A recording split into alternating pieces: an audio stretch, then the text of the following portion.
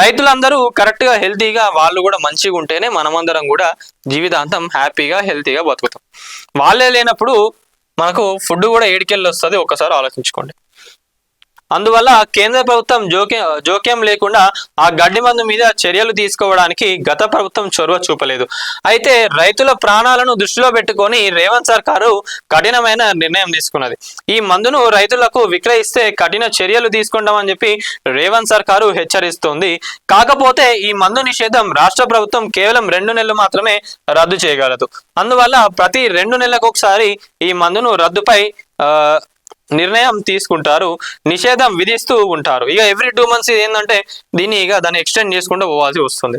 అందుకే చెప్తున్నాను నేను ఏంటంటే సెంట్రల్ గవర్నమెంట్ ఇన్వాల్వ్ అయ్యి దీన్ని మొత్తం బ్యాన్ నిషేధిస్తేనే ఈ ఆడికెళ్ళి మనకి రావు.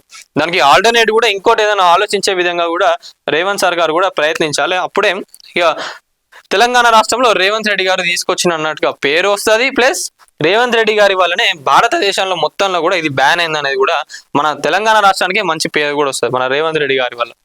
సో ఇది ఈ 2 నెలలు నిజానికి రైతులకు ఈ గడ్డి మందు ఉపయోగం ఉండదు.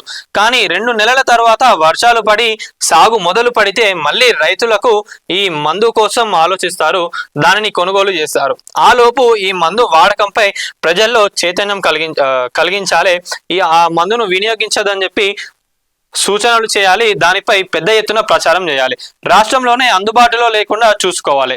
ఇది ఎవరి వల్ల సాధ్యమవుతుంది అంటే మనందరి వల్ల కూడా, మనం అందరం కలిసి దీనిపైన ఫైట్ చేస్తానే. రేవంత్ రెడ్డి గారు తీసుకొచ్చినంత మాత్రాన ఇది సక్సెస్ అవుతుందని కాదు, దానిలో రేవంత్ రెడ్డి గారి పాత్ర ఉంది, అధికారుల పాత్ర ఉంది, మన పాత్ర కూడా ఉంటది.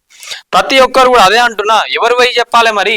ప్రజాప్రతినిధులు, అధికారులు కానివ్వండి, మనమందరం కూడా పోయి చెప్తేనే అది సక్సెస్ అవుతుంది. రైతులు కూడా దాన్ని వాడకుండా ఉంటారు, దానికి ఆల్టర్నేట్ గా కూడా ఏదైనా ఆలోచించే అవకాశం కూడా ఉంటుంది. అందుకే నేను చెప్తున్నా ప్రతి ఒక్కరు కూడా ఇది ఇనిషియేట్ తీసుకొని వాళ్ళందరికీ కూడా చెప్తే బాగుంటుందని అనుకుంటున్నాను. ఎందుకంటే ఇప్పుడు మన ఫ్యామిలీస్ కి సంబంధించిన వాళ్ళు కూడా రైతులు ఉంటారు, ప్రతి ఒక్కరి బ్యాక్గ్రౌండ్ లో ఎవరో ఒకరు ఉంటారు రైతులు, మరి వాళ్ళందరికీ చెప్పే బాధ్యత కూడా మనకు ఉంటది కదా.